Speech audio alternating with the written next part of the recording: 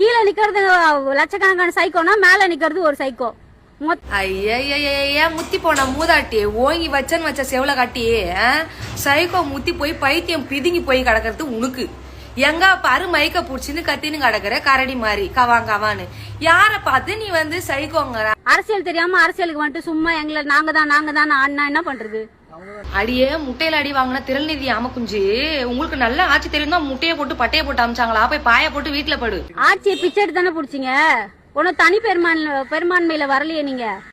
ஆட தெரியாத சிலுக்குக்கு காலில் சுலுக்குன்னாங்களாம்.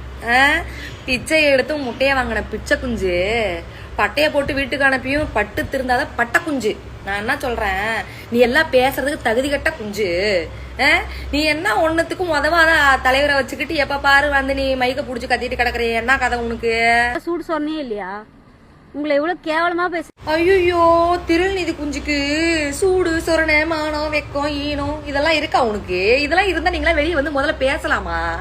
முட்டையை வாங்கினு முட்டுக்கட்டை போட்டுட்டாங்க, அதோட மூடிக்கிட்டு உக்காரணுமா இல்லையா? எப்ப பாரு வந்து எங்களுக்கு சூடு சொரணை இல்லையா? யாருக்கு சூடு சொரணை இல்லையா கேக்குற? உனக்கு சூடு சொரணை இருக்கா?